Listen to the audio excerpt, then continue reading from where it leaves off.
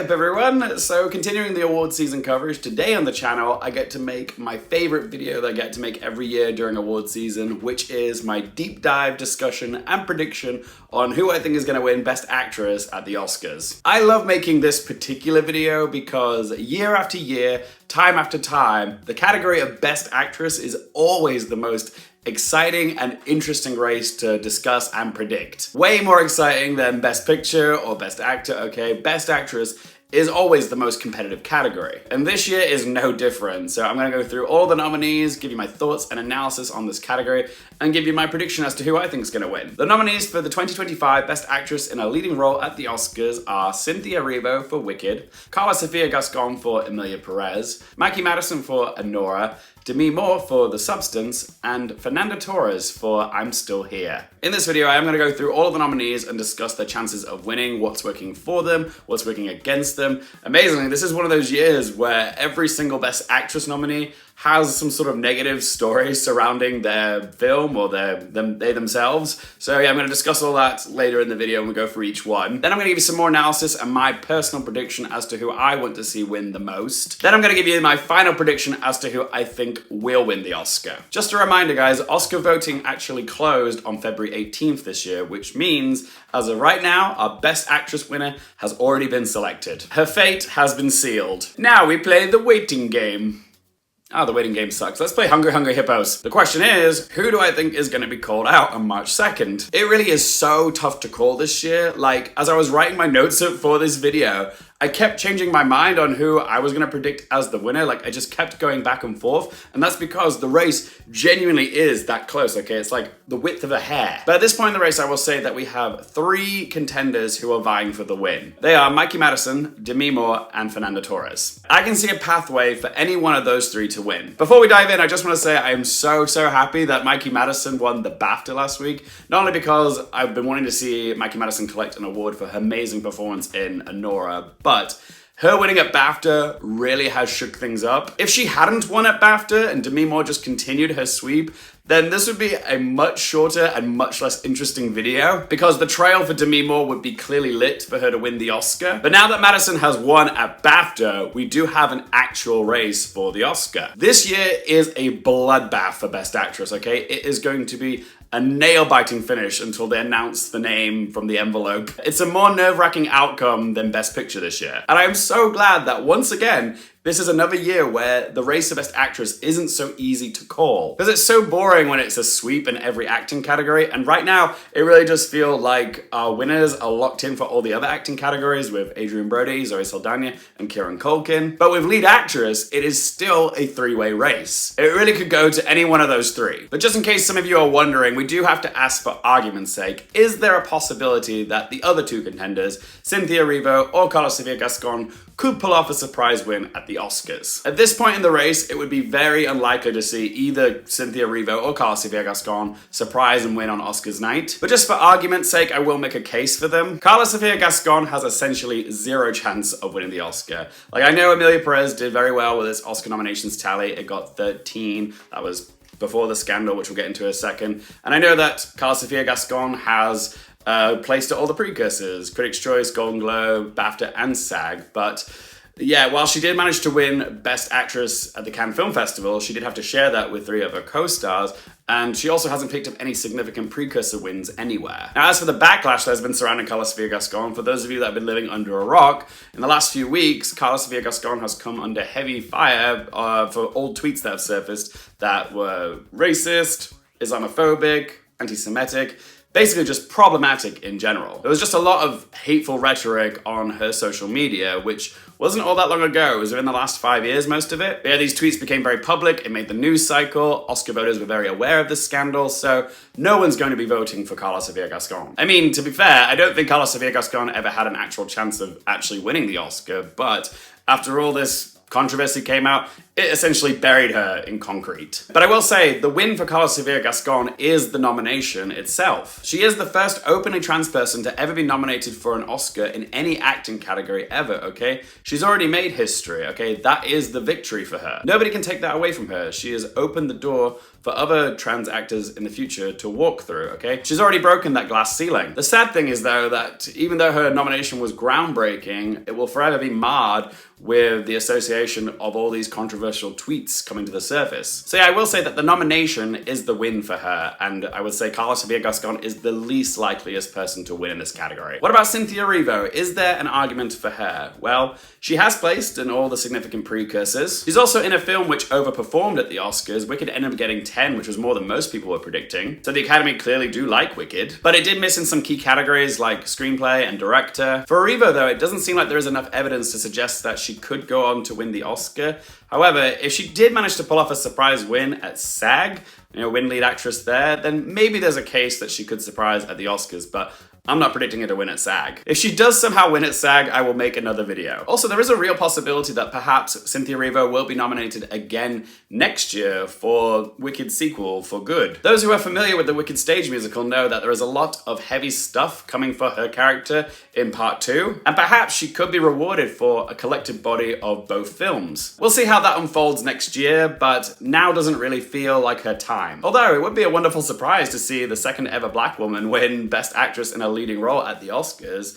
We still haven't had another black woman win this since Halle Berry was the first and only recipient of this award back in 2002 for Monsters Ball. And also, while we're on the topic, guys, a little fun fact for you. Cynthia Erivo is only the second ever black woman to ever be nominated for Best Actress in a leading role more than once at the Oscars. She follows in the footsteps of Viola Davis, who was nominated for The Help and Ma Rainey's Black Bottom. Like I was saying before, every Best Actress nominee has like a little asterisk next to the name with something controversial that's happened to them or their movie over award season. With Cynthia Erivo's, though, it's something that I think most people have probably forgotten about by now, and that was Cynthia Erivo's handling of the infamous fan-made poster which went viral, which Cynthia Erivo took as a personal attack. And while Cynthia Erivo is absolutely entitled to her opinion, the vast majority of the public saw her apoplectic response to an innocent fan-made poster which pays homage to the iconic Broadway musical poster as just very tone deaf and entitled. I'm not saying that this poster is the reason Cynthia Erivo wouldn't win. I don't think anybody's even really thinking about it anymore. I think it's blown over. I don't even think it was really a controversy. It's a non-troversy, but at the end of the day, it did blow up. It did get some traction as a story, and I did say at the start of this video that all the Best Actress nominees have faced some sort of pushback in some form or another. This is me just stating it. I'm just giving you guys all the facts. But yeah, even still, at the end of the day, I don't think Cynthia Erivo is gonna win Best Actress at the Oscars, and it's not because of a fan-made poster. All right, so now that we've ruled out Karla Sofia Gascon and Cynthia Erivo, let's talk about the other three contenders, Mikey Madison, Demi Moore, and Fernanda Torres. Now, I can see a pathway for any one of these three to go all the way and win, but I will say, out of these three, the one who I think has the weakest chance is Fernanda Torres. And before all you Fernanda Torres stans attack me in the comment section down below, I do think that she can win. I just believe that both Mikey Madison and Demi Moore have a stronger chance than her, and I'm going to explain why. But yeah, let's start with Fernanda Torres first, okay? Why do I think she can win the Oscar? Well, for starters, she does have the Golden Globe win, and historically, if you win Best Actress in a Drama at the Golden Globes, you are automatically nominated for the Oscar. But if you do win the Golden Globe, you do have a reasonable chance of going on to win the Oscar. But what's interesting is, the last 4 years, the recipient of Best Actress in a Drama at Golden Globes hasn't gone on to win the Oscar. A bunch of them came quite close, but none of them did manage to win the Oscar. They were Lily Gladstone for Killers of the Flower Moon, Cate Blanchett for Tar, Nicole Kidman for Being the Ricardos, and Andra Day for The United States versus Billie Holiday. So recent Golden Globes history suggests that the Oscar won't go to Fernanda Torres. It is worth noting, though, that in the Best Actress category at the Oscars, Fernanda Torres is the only nominee who is nominated for playing a real-life person. All the others are nominated for playing fictional people. And the Academy do like seeing actors playing real-life people, people. But what's really working for Fernanda Torres is her film I'm Still Here is surging right now. Arguably, the biggest surprise on Oscars morning this year was finding out that I'm Still Here was one of the 10 Best Picture nominees. That came as a big surprise to a lot of people, myself included. But that Best Picture nom is so important. Because it was surprising, it will have inspired a lot of Oscar voters to check out the film, simply out of curiosity. And if a lot of Oscar voters had waited until the last few weeks to watch I'm Still Here, then you've got a whole bunch of voters who are only just discovering Torres' astounding performance and falling in love with her just at the right time before Oscar voting closes. And many voters might be blown away by her performance, and if she's the last Best Actress nominee that they've watched, she might be the freshest one in their minds as they're filling out their ballots. So yeah, the Best Picture nomination has given Fernanda Torres a last-minute surge going into Oscars voting. If I'm Still Here didn't receive the Best Picture nomination, then I probably wouldn't even be entertaining the idea of Fernanda Torres winning Best Actress. But during this topsy-turvy awards season, that Best Picture nomination is too significant of a nomination to ignore. So yeah, Fernanda Torres does have a chance. If there was enough support to get I'm Still Here into the Best Picture lineup, then there can be enough support for Fernanda Torres to go on to win. Also, there is something worth mentioning about the film, which is a little bit of a spoiler. So if you haven't seen I'm Still Here and don't want anything spoiled, I'll put a time code on the screen now to jump ahead to so I don't ruin the movie for you. But yeah, it is kind of important, so I did want to mention it. And that is that with the ending of I'm Still Here, it features a scene with Fernanda Montenegro, who is Torres' real-life mother, playing the older version of Fernanda Torres' character, Eunice Paiva. Why am I bringing this up? Well, for those of you that might be unaware, Fernanda Montenegro is Fernanda Torres' real-life mother, but also she is a celebrated Brazilian actress who was nominated for Best Actress at the Oscars back in 1999 for Central Station. But she sadly lost to Gwyneth Paltrow for Shakespeare in Love that year. So you can make the argument that Fernanda Torres does have an emotional narrative of her own. If she wins, then by proxy, her mother also kind of wins because they both played the same character in the same movie, and they also honor Brazil's most beloved mother-daughter acting combo. So effectively, if Fernanda Torres wins, so does her mother, okay? It's kind of a 2-for-1. I'm Still Here is also a Sony Pictures Classic film, and they know how to mount a good campaign for their films, okay? Just a few years ago, Anthony Hopkins managed to win Best Actor for his performance in The Father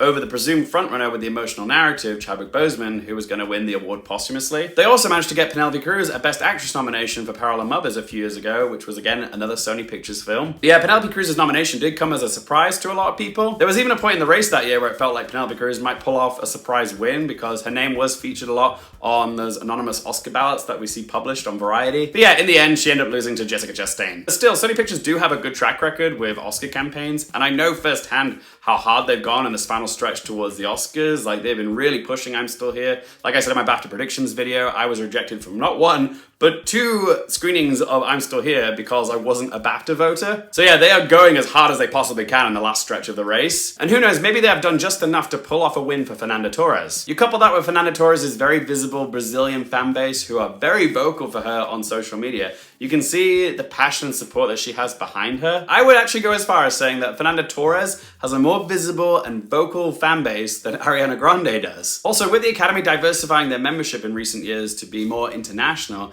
there is a solid argument that Fernanda Torres could have heavy support from international voters, especially ones who are Latina. And also, with all the controversy surrounding Emilia Perez the last few weeks, a lot of voters probably will be looking for the next best option for Best International Feature, and that really does seem like I'm Still Here. And I know I'm Still Here only has 3 nominations in total, but if I'm Still Here does actually manage to triumph in Best International Feature on Oscars night, then it's going to make the last few seconds of the Best Actress winner reveal even more nail-biting, because it does mean Fernanda Torres will have a solid chance. Yeah, I will say though, if Emilia Perez does end up winning Best International Feature, as it was presumed to all along, then I will feel less confident that it is going to Fernanda Torres. But if I'm Still Here does win Best International Feature, then that is evidence that the last-minute surge of love and support for I'm Still Here has worked, and Torres could pull off a last-minute surprise win. So yeah, keep an eye out for Best International Feature, because it could be a huge indicator of who might go on to win Best Actress. Okay, so we've talked about what's working for Fernanda Torres. Now let's talk about what's working against her. Well, firstly, like I said before, out of all the Best Actress nominees, her film has received the fewest amount of Oscar nominations.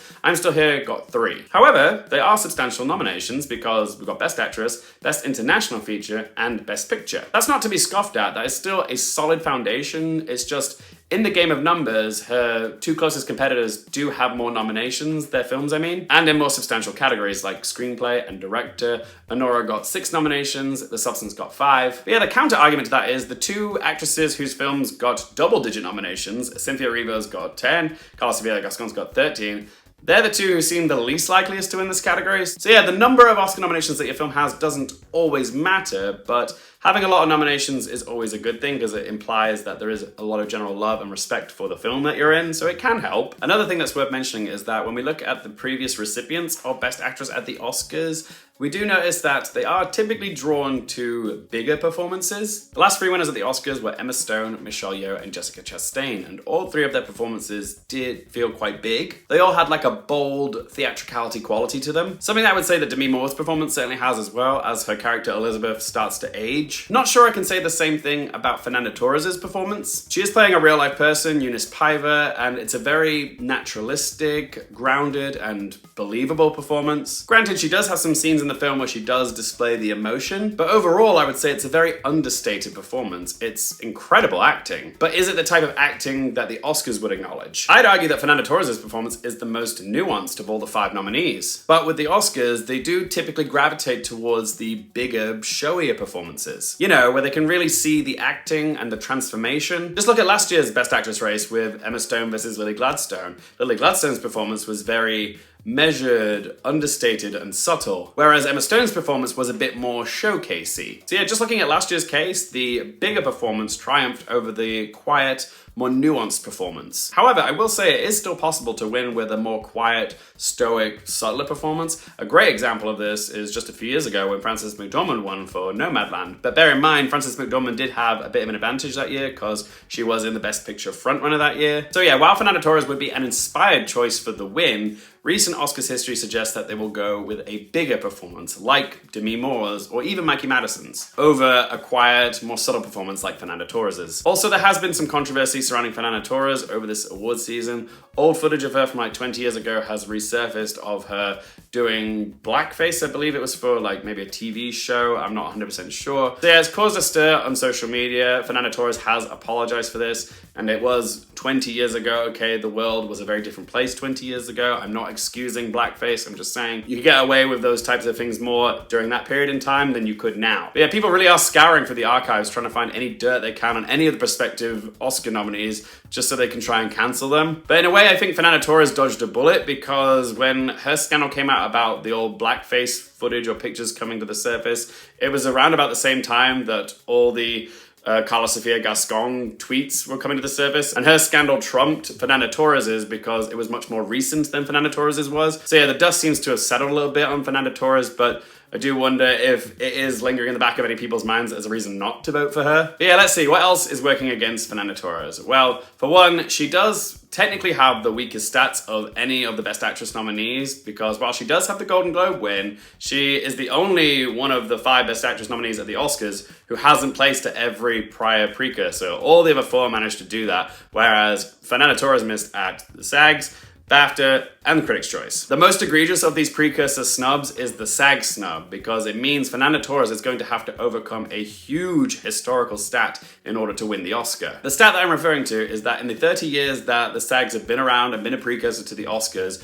no Best Actress winner at the Oscars has ever managed to win Best Actress at the Oscars without at least having a SAG nomination. You don't necessarily need to win at SAG in order to win the Oscar, but history does suggest that you do need the nomination at SAG if you're going to win the Oscar. And Fernanda Torres wasn't nominated at SAG, which does put her at a disadvantage. Now, you can make the argument that the reason Fernanda Torres wasn't nominated at SAG was because her film, I'm Still Here, wasn't surging during the time of SAG voting. It's only after she somewhat shockingly won at the Golden Globes that I'm Still Here started to pick up steam. So hypothetically, Torres' late surge of award season support could be enough to clinch her the win. It's just history suggests that the Best Actress Oscar winner will go to someone who was nominated at SAG. But just because this SAG stat hasn't been proven wrong yet doesn't mean that Fernanda Torres can't be the one to overcome it. There's always someone who becomes the exception to the rule, because it already happened in Best Supporting Actress. Like, Regina King managed to win the Best Supporting Actress Oscar without being nominated at SAG, so there's every reason to believe that someday someone is going to overcome this stat. So yeah, it's not impossible, but at this point, it does feel very unlikely to me. I get that she has the Golden Globe win, and the fact that I'm Still Here got into Best Picture did give her a boost, but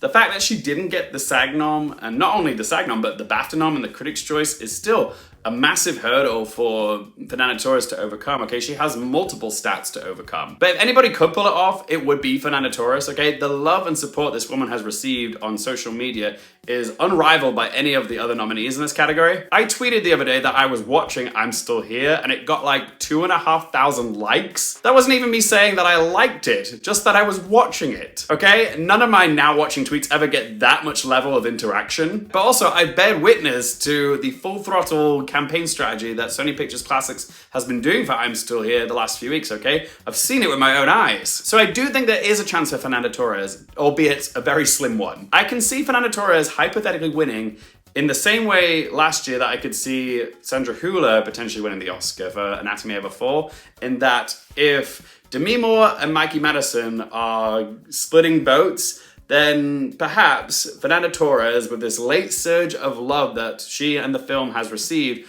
she just gets enough last-minute votes to squeeze up the middle of Moore and Madison and win the Oscar. But I do think it's unlikely it's going to happen. But that's how I could see it happening for Fernanda Torres. She does have the odds stacked against her, but she's definitely not out of the race. Because there is no way for us to know for sure just how strong she is going into Oscars night, because we haven't seen her compete against her fellow nominees at BAFTA, at SAG, at Critics' Choice, okay? We're going into Oscars night with very little statistics to go off for Fernanda Torres. I would love to see it happen for Fernanda Torres. It would be such a surprise, a delightful one at that, but I don't think it will happen. I'm just saying I can see the pathway. I'm so sorry to all the Brazilians that might be watching. I just don't have a lot of confidence in Fernanda Torres winning, but I would love to be proven wrong, and it would be such a cool history-making win if she did win. A great win for Brazil. And also, we haven't seen a Best Actress winner win for a performance that wasn't predominantly in the English language in quite some time. The last time it happened was for Marion Cotillard in La Vie en Rose. So it would be nice to see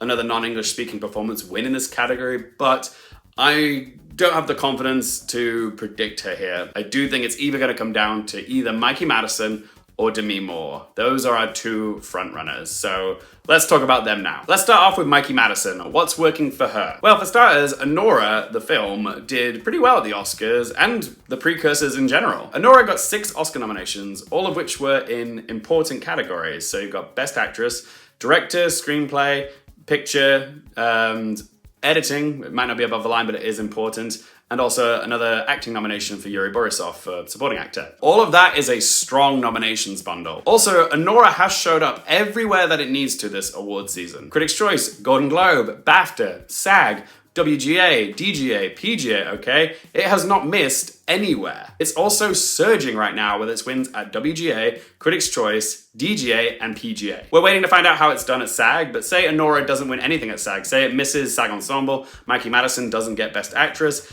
I would still say that Anora is comfortably the frontrunner to win Best Picture at the Oscars. And if it does win SAG Ensemble, then the Best Picture race is done. But all of this just evidences the strength of Anora as a film. And when you've got a competitive year for Best Actress like we do this year, it's best to default to the performance which is in the film, which is either the Best Picture frontrunner, like Mikey Madison is in Anora, or Michelle Yeoh was in Everything Everywhere All at Once, or the next best option, like Emma Stone for Poor Things last year, or Oppenheimer was the clear Best Picture frontrunner.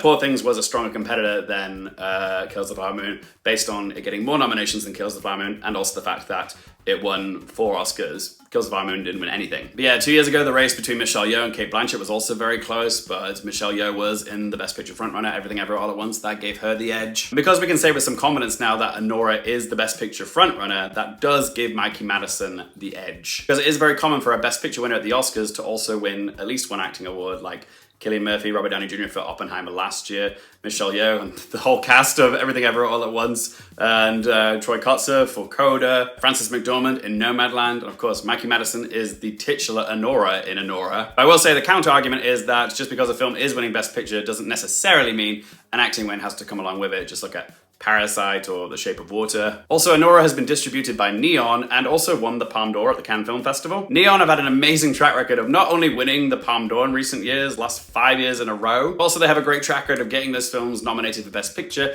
and in the case of Parasite, managed to win Best Picture. And it's just looking more and more likely by the day that this is going to be another victory for Neon in Best Picture. Mikey Madison has also won the most Critics Groups prizes for Best Actress, and she was also nominated in all 4 of the big precursors. And while it seemed like she was laying dormant during the precursors, because Demi Moore was winning at Golden Globes and Critics' Choice, she did go on to win arguably the most important precursor this year, which was BAFTA. I'm just going to say this now for the record, guys. If Mikey Madison does go on to win Best Actress at SAG, then it's over. I think she's got the Oscar in the bag at that point. But I do have a strong suspicion that Demi Moore is going to win there because SAG love to champion a comeback story like Brendan Fraser or Michelle Yeoh. But yeah, if Mikey Madison does prevail at the SAGs, then yeah, the Oscar is as good as hers. But if Demi Moore wins the SAG, which I think she will, then it's going to be a photo finish for the Oscar. But again, BAFTA was very important this year, not only because last year's BAFTA winner Emma Stone went on to win the Oscar, it was also the last big precursor before Oscar voting closed 2 days later, meaning that the BAFTAs are going to give us the best indicator as to who had the momentum as Oscar voting was taking place. And Mikey Madison won a BAFTA, meaning that she very well could have taken the momentum back from Demi Moore at that point. SAG voting was still open until Friday the 21st of February, meaning that Mikey Madison might still have been able to capitalize on her win at BAFTA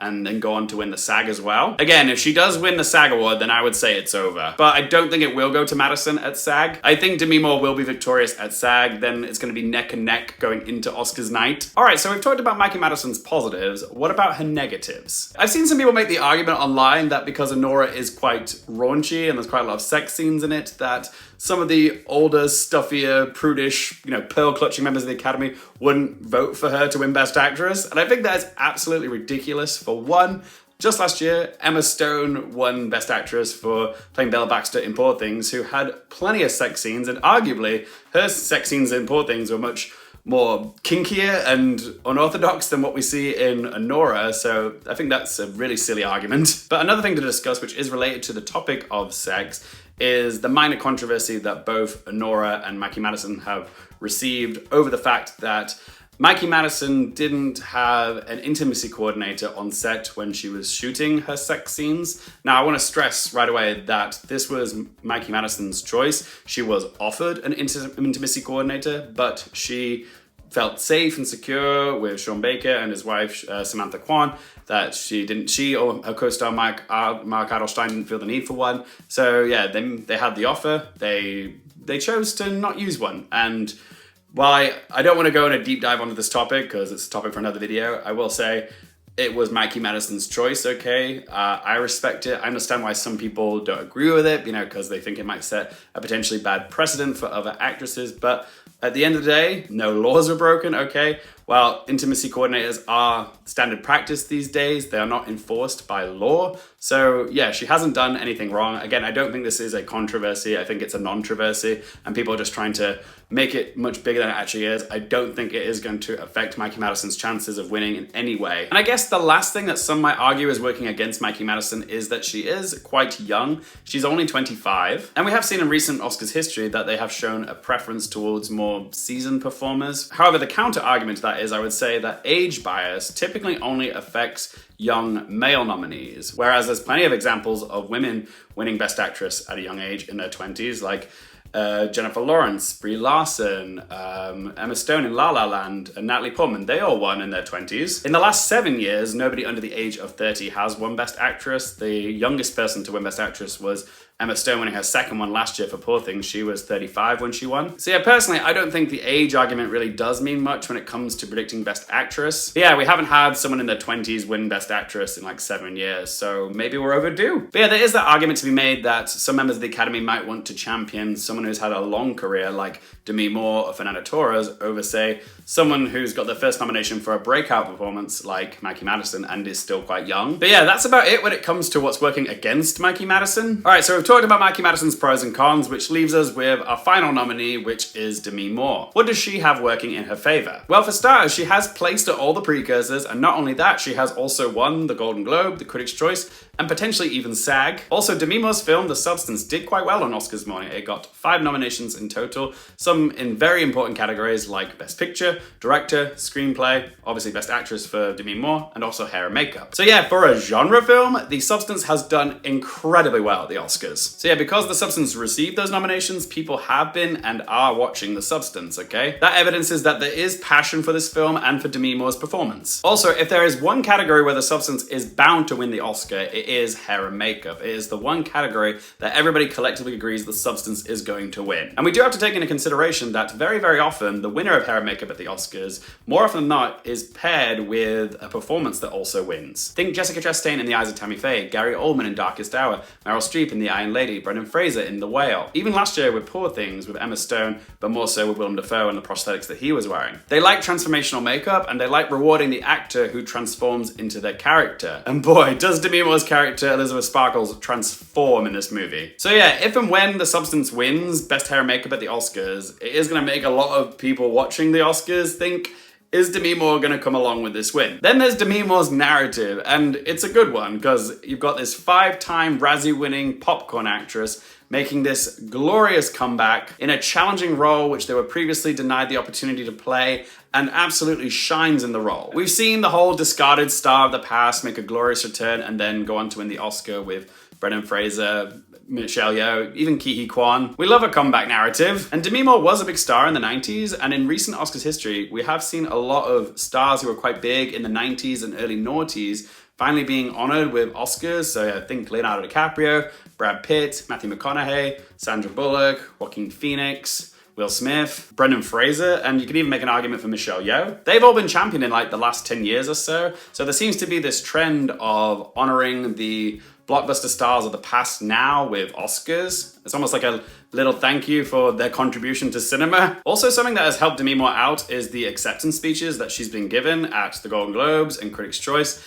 They've been very inspiring, hitting all the right emotional notes, and they're the kind of speeches that have been going viral and they reverberate throughout award season. So there is every argument that this is her moment. The Golden Globe was a surprise, but after she won at the Critics' Choice, it really did start to feel like her momentum was beginning to snowball. That was until Mikey Madison won at BAFTA, but there's still a good chance that a lot of voters were charmed by her early award season speeches and have enjoyed seeing her on the stage, collecting these awards, receiving all this love, and will want to give her the win for the Oscar. Also, we can't forget that the character that Demi Moore plays in The Substance, Elizabeth Sparkles, is also an actress, okay? The character she's playing is directly related to the industry that the Oscars are themselves in. And the largest voting branch of the Academy is actors, so there is an argument to be made that a lot of the voters will deeply resonate with the character Elizabeth Sparkles because the struggles of Elizabeth Sparkles are struggles that a lot of Academy members will identify with, you know, being in this harsh industry which is often very unkind and very unfair to women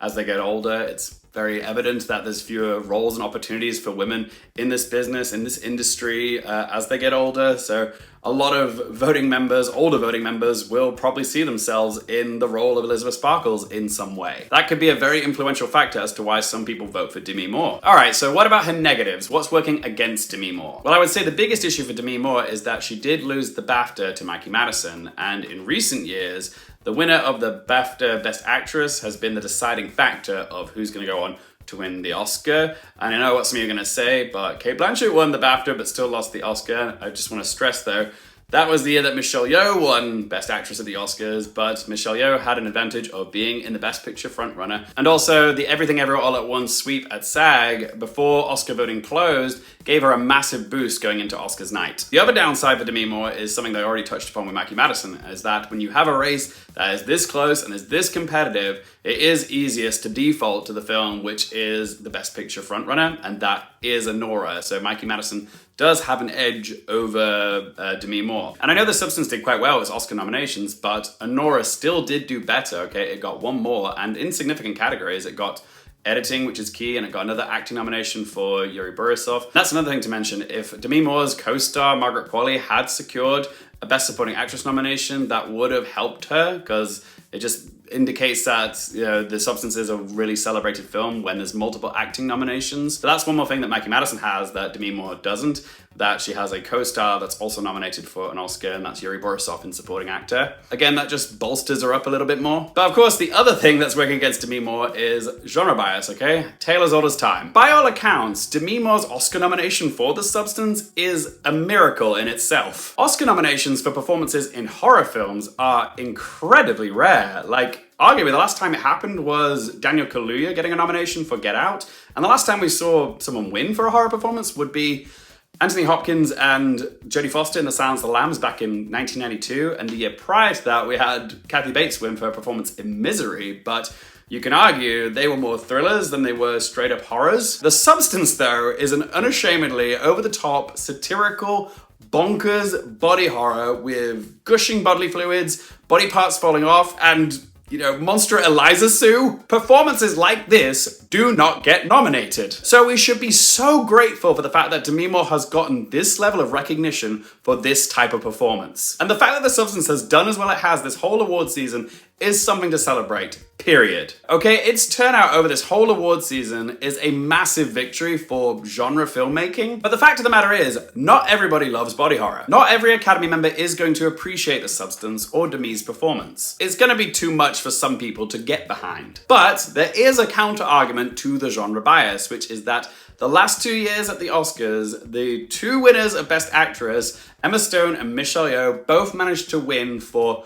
quirky, unorthodox, bonkers leading roles in sci-fi fantasy movies, okay? That does evidence that the Academy's taste is evolving, it is changing, and when it comes to Best Actress, they are willing to overlook genre bias, so there's every argument to believe that Demi Moore can still win here. And who knows, maybe they will want to go for the hat trick and give another third consecutive win to a performance in a sci-fi genre movie. And the fact that Demi Moore has already picked up some precursor wins for this performance does indicate that it could very well happen. Also, I just want to acknowledge that I know that Demi Moore does have this really juicy comeback narrative working for her, but I do want to stress that we have seen people win Oscars with a comeback narrative. Look at Brendan Fraser, Michelle Yeoh, Ke Quan, but we've also seen people lose when they've had a comeback narrative, like Michael Keaton or Mickey Rourke. They all came close but didn't manage to prevail, and I could see Demi Moore joining that club of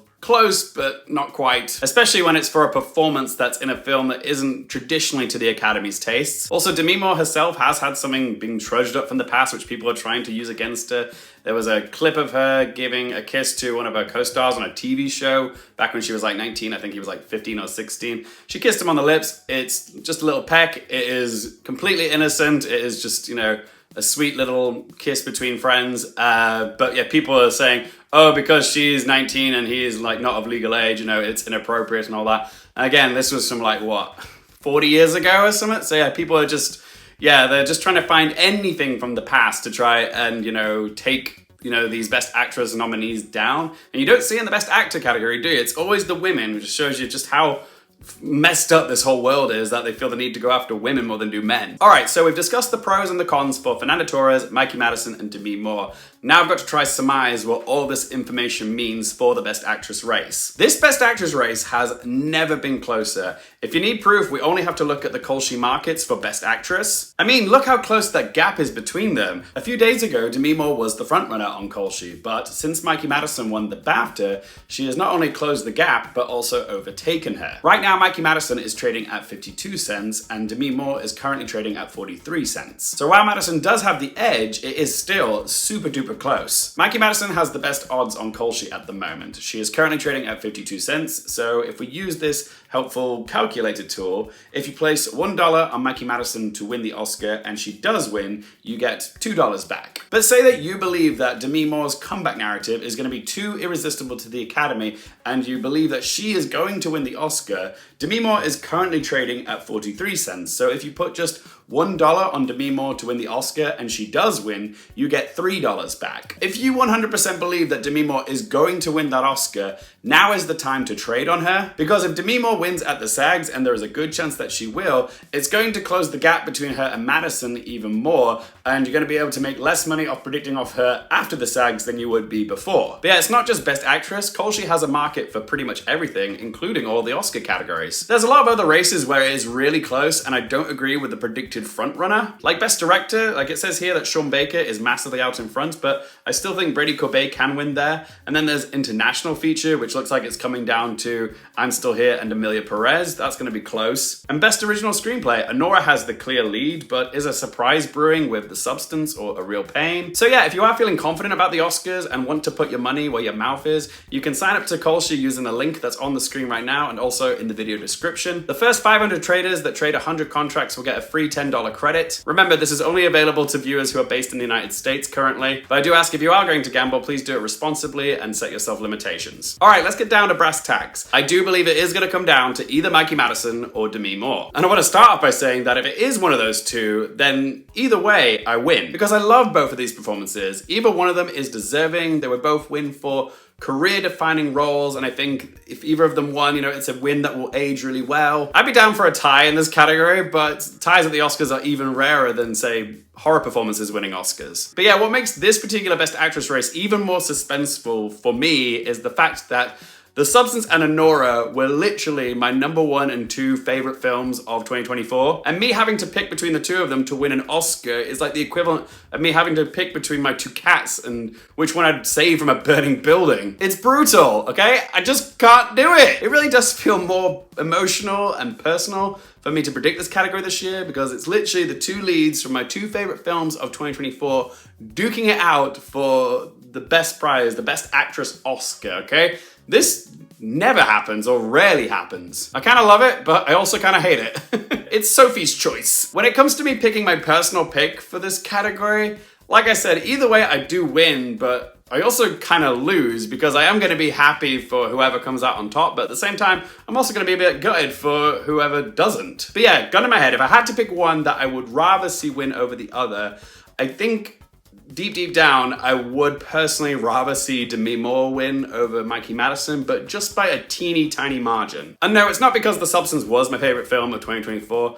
Well, partly that might be the reason, but Demi Moore's performance in The Substance is not the traditional type of performance that wins at the Academy Awards. Her nomination is so rare and therefore special. And that's why I think I want to see Demi Moore win this a little bit more because it's not a conventional type of pick for Best Actress. And if she does win, it's a massive win for genre performances because they don't get acknowledged very often. The thing is, when I saw both of these movies back in Cannes, my initial thought was that Anora and Mikey Madison would be big Oscar players, but when I saw The Substance, I was like, I love this movie, but it's not gonna get any Oscars traction, the Academy are not gonna go for it, and yet here we are all these months later, and not only is The Substance up for Best Picture, but Demi Moore is a legit contender to win Best Actress, okay?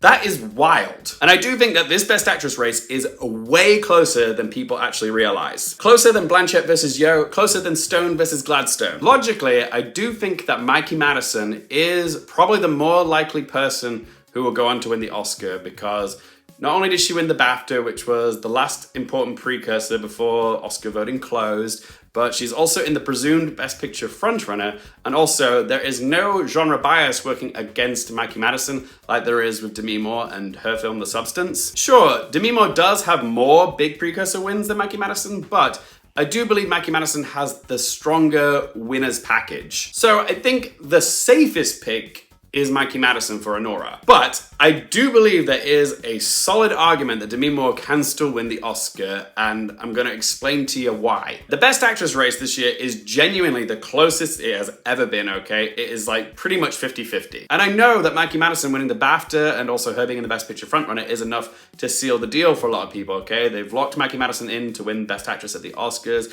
and I get it. But I'm just gonna present an argument for Demi Moore, which may make some people change their minds. The thing that we have to remind ourselves about this year's award season is that it has been so messy. It has legit been one of the most unusual award seasons we have seen in modern times, what with countless scandals coming to the surface, as well as the fires that took place in Los Angeles, which shuffled all of the award season timetable around. I want to stress that this whole award season has been in disarray, okay? It has been topsy-turvy. It is far from anything resembling a normal award season structure. Bonkers things have happened this year, okay? This is a year where a polarizing film like Emilia Perez was legitimately a Best Picture frontrunner at one point. It's also the year that John M. Chu surprised with Best Director win at Critics' Choice. And it's also the year where Demi Moore is a legit frontrunner for playing a monster. Normal Oscar rules do not apply to this year. Everything that you think you know about predicting award season isn't applicable this year because the timeline isn't in the usual running order. There's simply too many unprecedented variables this year, and we have to expect the unexpected. So I'm going to implore everybody to weigh up all the facts that are available before you make your Best Actress prediction like I'm going to. I believe for this year, the factor that's gonna matter most when predicting Best Actress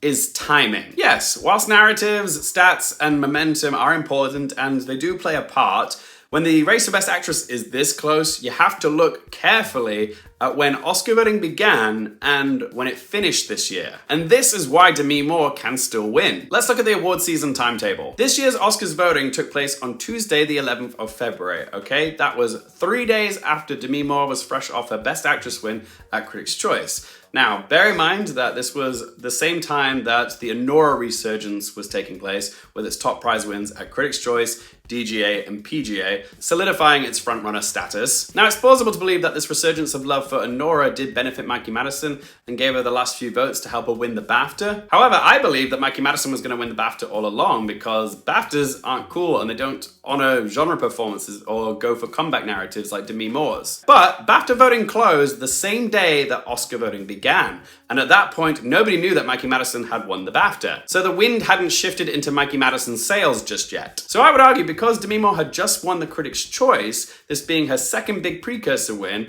and looking like the momentum was starting to snowball for her, and the fact that we didn't have the knowledge that Mikey Madison was going to win the BAFTA, that a lot of early bird Oscar voters would have seen her most recent win at Critics' Choice and gone, oh, it looks like it's happening for her this year, so I'll continue to give her my support. Those early bird Oscar voters have seen her win 2 awards at this point, they've loved her speeches, they've loved seeing the love that she's been receiving, and want to keep that love going. So they get those votes in for Demi Moore early before the BAFTA winners are announced, assuming that Demi Moore will probably also win at BAFTA as well. Then only as Mikey Madison is announced as the Best Actress winner at BAFTA does she have 2 days to capitalize on the new momentum that she got from the BAFTA win to collect last-minute Oscar votes. But remember, there was 5 days of Oscar voting occurring before we had the knowledge that Mikey Madison had won the BAFTAs. So if early bird Oscar voters saw that Demi Moore had the momentum from the Critics' Choice, there's a good chance they might have carried that on into Oscars voting,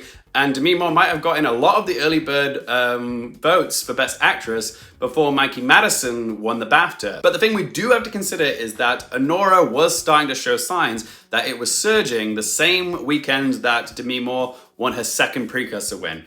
So we have to ask, was Anora the film surging, or was Mikey Madison also starting to surge at the same time, but we just hadn't seen the consequences of that yet? The thing that I wanted to point out is that even though Anora was surging from its Critics' Choice, PGA, and DGA wins, Mikey Madison herself hadn't quite begun to surge because a lot of people were still predicting Demi Moore to win the BAFTA, despite the fact that Anora had just won top prizes of those 3 big precursors, indicating a lot of people still had the mentality that Anora can win the top prize, but we can still give the Best Actress award to Demi Moore, who's in a separate film from Anora. So I honestly do believe that Demi Moore had the momentum on her side as Oscar voting began for those first 5 days. Timing and momentum do seem to have been on Demi Moore's side whilst Oscar voting began. And yes, I do agree that the BAFTAs usually are the most important precursor when trying to predict this category, Best Actress. Mikey Madison's win at BAFTA is substantial. It does give her the edge to win, I'd say. The SAGs don't really count for much this year because Oscar voting closed before the SAG winners are revealed this year, meaning the winners at SAG are going to have no effect on the outcome of the winners at the Oscars because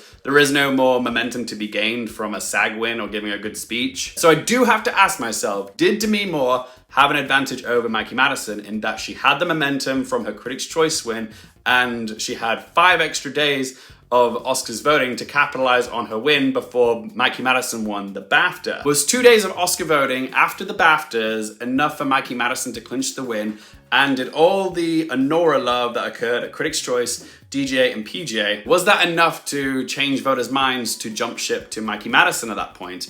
Or were they already committed to Demi Moore? Did seeing Demi Moore win her second big precursor give enough Oscar voters courage, incentive, and permission to continue that support for Demi Moore and give her the win for the Oscar? It is so hard to tell which way they're gonna go this year. Timing of Oscar voting does matter. And remember, the last precursor prior to Oscar voting is the one that can have the biggest impact. But if you have a precursor that overlaps with Oscars voting, that can impact the outcome significantly. Look at last year. Emma Stone won the BAFTA. Then Lily Gladstone went on to win the SAG. A lot of people decided to jump to Lily Gladstone because of that last precursor momentum. However, the SAGs last year took place 3 days after Oscar voting had already begun. And Lily Gladstone only had 2 days to capitalize on the momentum that she got from her SAG win to get those last minute Oscar votes, but it wasn't enough. The early bird Oscar voters already gave their support to Emma Stone, who was fresh off her BAFTA win. Okay, she had the momentum going into Oscars voting and before the SAG winners were revealed. And the same argument can be applied to Demi Moore with her Critics' Choice win this year. She had the momentum going into Oscars voting, and Madison only gained back the momentum after she won the BAFTA, but Oscar voting had already been going on for 5 days at that point, and she only had 2 days to capitalize on her win from the BAFTAs to get those last-minute Oscars votes. But had the 5 days of previous Oscars voting been enough for Demi Moore to already clinch that win? So yeah, it could be Demi Moore, but what makes this race exceptionally hard to call this year is that Mikey Madison is still in the presumed Best Picture frontrunner. But I do have to ask myself, is that enough to help her? Like, even if Demi Moore had a 5-day advantage, does the fact that she's in the Best Picture frontrunner give her more of a boost than what Demi Moore got from having 5 days of Oscars voting happening just after she won the Critics' Choice Award, okay? It's really, really hard to tell.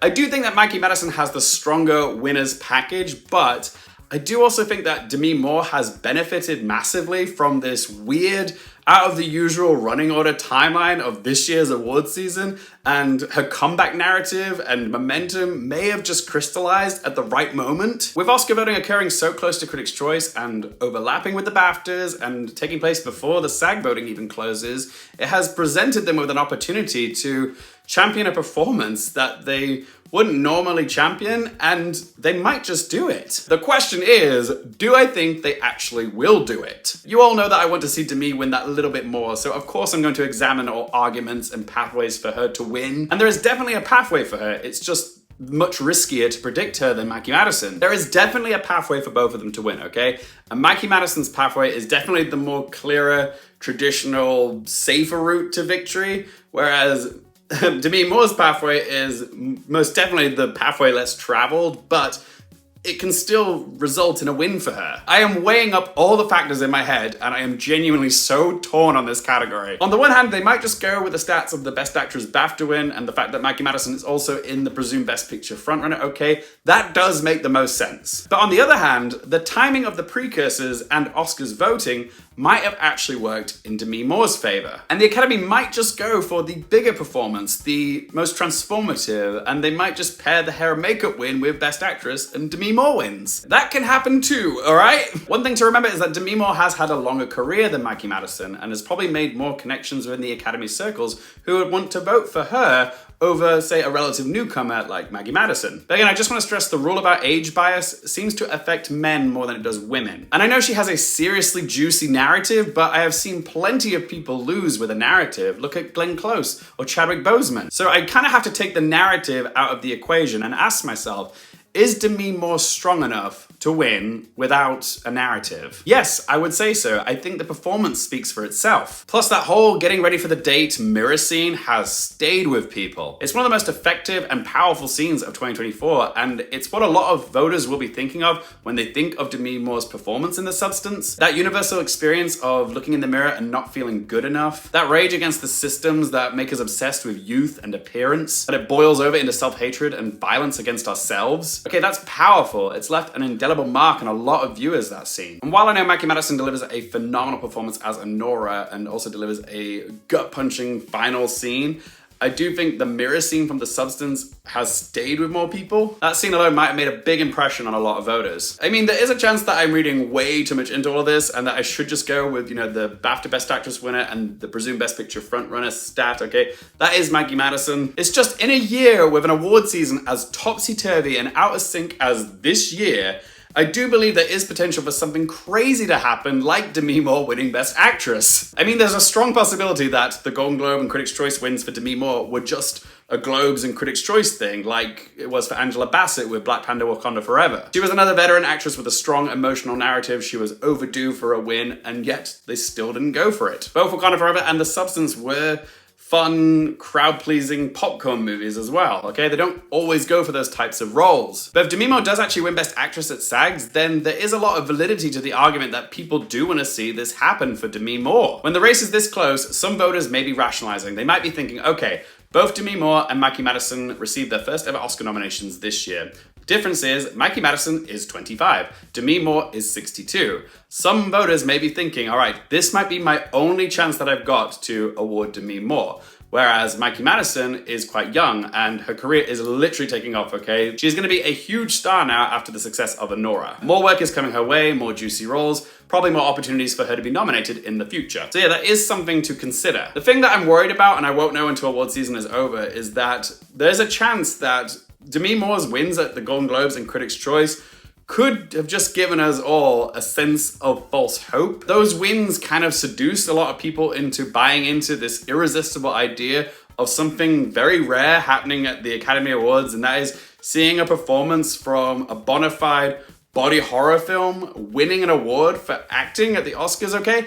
That never happens, and a lot of us want to see it happen. So I may simply just be trying to convince myself of something that is very unlikely going to actually happen. Because at the end of the day, when I saw Anora and The Substance at the Cannes Film Festival, my initial reaction to these movies was, I love them both, but Anora and Mikey Madison are going to be championed by the Oscars. I can see Mikey Madison getting into Best Actress. The Substance and Demi Moore, while it's amazing, it's going to be lucky to get acknowledged anywhere over award season, but I'm so glad it didn't turn out that way for Demi Moore and that she's been championed so much this award season. But still, the initial gut feeling I had was that Mikey Madison would be nominated and that she could be the potential early frontrunner. And then she did become the frontrunner. She started collecting all the prizes in the critics groups. And the thing to remember is that this year has been a tremendous year for leading lady performances, okay? This is a year where performances from Amy Adams, Nicole Kidman, Angelina Jolie, Marion Jean-Baptiste, and Pamela Anderson all couldn't get into the Best Actress lineup because it was that crowded and that competitive. 4 or 5 months ago, it was quite hard to predict who we were going to see in the Best Actress category, but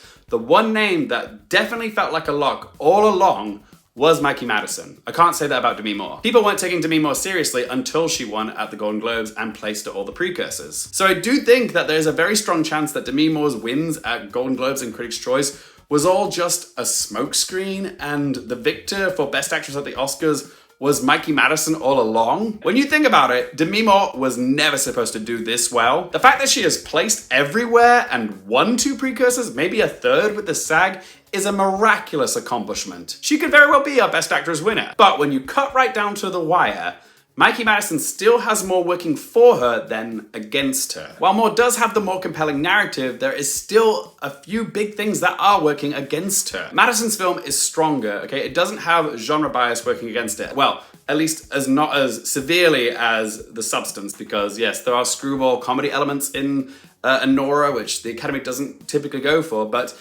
screwball comedy versus a bonkers body horror movie, the screwball comedy is going to be seen more as the traditional pick by the Academy. Anora also does have more Oscar nominations than The Substance, and all in key categories, and it is the Best Picture frontrunner. And I just don't know how the Academy could give a film that's titled Anora Best Picture without giving Best Actress to Mikey Madison, who is the titular character Anora, and who the film rests upon her shoulders, okay? It just doesn't make sense to give the film Best Picture without giving Mikey Madison the win as well, because, yeah, like last year's Oppenheimer, Cillian Murphy was Oppenheimer. The year before that, Michelle Yeoh was very much Everything Everywhere All at Once, and Mikey Madison is Anora. If I wind the clocks back maybe 2 months ago, Mikey Madison was my predicted winner for Best Actress. But then I allowed myself to get swept up in the excitement of Demi Moore possibly winning for a genre performance. In my favorite movie of 2024, no less, I have definitely been seduced by that narrative, but the wins for Golden Globe and Critics' Choice do substantiate that idea. But while it does break my heart a little not to predict Demi Moore, there is just no denying that Mikey Madison is too strong. There really isn't anything working against her winning. It's more a question of whether the timing of this award season has worked out in Demi Moore's favor more so than Madison's. My better judgment is saying to go with Mikey Madison, but there's still that little nagging voice in my head that says, look at the timing! Demi Moore might actually have been in the best position when Oscar voting took place, so this is so hard! But I've got to predict someone to win. If you've come to this video looking for advice or guidance on how to predict Best Actress this year, then I will say this. When the race is this close, when it's this tight, you are best off going with whoever won the prior precursor. This year, it is BAFTA. The SAGs don't really count because Oscar voting closed before we get the SAG winners. So yes, Mikey Madison won there, and she does have the added bonus of being in the presumed Best Picture frontrunner, okay? That is a winner's package. That is the smart, safer prediction this year, I would say. But the only problem with that is that this isn't an ordinary year. The award season timeline is out of its usual order, so all bets are off. There's too many variables to take into account this year to help us make sense of which way it's gonna go. All of you that have come here looking for advice on how to predict this category, Mikey Madison is definitely the safer prediction. I would say you're probably better off predicting her. It is so hard to argue with that BAFTA win and the Best Picture frontrunner stat. That is so hard to beat. It is gonna be so tense when they announce Best Actress, because imagine this scenario on Oscars night.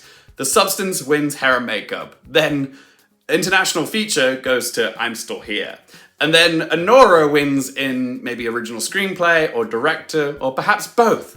So who ends up winning Best Actress at that point? Nobody's gonna know until it's announced. In the game of Oscars top trumps, I have to believe that a win for Best Original Screenplay or Director or both is indicative of a Best Picture win. Yeah, that's a royal flush, so I would say that Mikey Madison still does have the edge. So yeah, the safe, sensible prediction is to go with Mikey Madison this year, but there is still that little tiny part of me that thinks maybe, just maybe, the Academy will go with Demi Moore this year. She is definitely the bigger risk to predict here. It's a prediction solely based off a hunch that the timing of this year's award season being so topsy-turvy that it's actually worked out in Demi Moore's favor. Okay, it's a bit of a Hail Mary prediction, or a hope prediction, if you will. So yeah, when it actually comes to making this final prediction, I am so torn. I have genuinely never struggled more to make a prediction for Best Actress ever, okay? This makes last year's race between Stone and Gladstone feel like a walk in the park. Do I go with the stats, which is Mikey Madison, or do I go with timing, which is Demi Moore? There are actual proven stats that work in Mikey Madison's favor here. For Demi Moore to win, she has to buck tradition in order to win. So, do I gamble unnecessarily here? Demi Moore is the gamble here. The thing is, I do like taking a risk sometimes, but I usually have to corroborate it with that gut feeling, you know, around a performance. And honestly, my gut is kind of telling me that the Academy are just gonna play it safer this year and go with Mikey Madison for the win. Like I said, I do like a no guts, no glory prediction, and I had that gut feeling with Emma Stone last year. I had it 2 years ago with Brendan Fraser, and both of those things paid off for me. But yeah, with this year, I just feel like the Academy probably will just go the easier, more sensible route and go with Mikey Madison for the win over the cool historic win of giving it to Demi Moore. And while that breaks my heart a little bit, I do have to go with what my gut is telling me. And I think in this instance, it is more leaning towards Mikey Madison. It's just that timing of Demi Moore's win at Critics' Choice is so tempting. I guess the question I have to ask myself is, if I don't predict Demi Moore and she does win, will I regret it? And honestly, I don't think I would regret it if I didn't go with the riskier option, but the one that my heart wants to see the most this year, because honestly, I love these performances both so much, because at the end of the day, it's still a win-win. If I predict Mikey Madison to win and she does win, yay, I'm correct. I'm happy in that prediction. But if I did predict Demi Moore and she didn't win, then I'm sad that my prediction was incorrect, and I'm also sad that my personal favorite didn't win. However, if I predict Mikey Madison to win and Demi Moore does end up winning, then yeah, I'm sad that my prediction was incorrect, but I'm still happy that my personal favorite ended up winning anyways. Like I said before, when I was writing my notes up for this discussion video, I was going back and forth between Madison and Moore, but genuinely, I have had more clarity on it going to Mikey Madison the more that I've thought about it. Like, it just seems to make the more logical sense, even though timing might be on Demi Moore's side. But yeah, it's just the wins for Critics' Choice, PGA, and DGA are just so significant and occurred at the same time that Demi Moore won a Critics' Choice award that it might just have given Mikey Moore enough of a boost to still go on to win, because it does seem weird to me that Anora could win Best Picture, but the titular performance of Anora doesn't go on to win. So yeah, that's where I'm at, and that's why I'm gonna say that my prediction for the 2025 Best Actress Oscars winner is going to be Mikey Madison for Anora. This is one of those instances where if I'm wrong, I'm not gonna be upset about it. And if I do end up being wrong about this prediction, at the end of the day, I can live with it, because at least I listened to my gut in this instance. Because it always stings so much more if I ignore my gut and then that instinct turned out to be correct all along. So yeah, I'm gonna say Mikey Madison. But there we have it, guys. That was my deep dive discussion and prediction for the 2025 Best Actress Oscar. What do you think of my prediction? Am I being silly? Who are you predicting to win Best Actress at the Oscars this year? Whatever you have to say about this category, let me know in that comment section down below. Who are you predicting and why? Please justify it. I love hearing from you guys why you're voting a particular way, okay? Because yeah, it really opens my mind to other possibilities as well. So yeah, if you guys have enjoyed the video, do help support the channel by hitting that little thumbs up button. If you guys have stuck around this long, thank you so much. You guys are freaking awesome. Really appreciate you sticking around and watching me babble on about the Oscars and Best Actress. I freaking love doing it for you guys. But yeah, thank you for Kalshi as well for sponsoring this video. Stay tuned for more Oscars content, including my final Oscar predictions in all 23 categories. If you don't want to miss that, click subscribe and turn on that little bell if you want to get notified. And as always, thank you guys so much for watching. For more things related to movies, TV, the Oscars, and popcorn culture, I'm Mikey Hearfield, and I'll see you next time.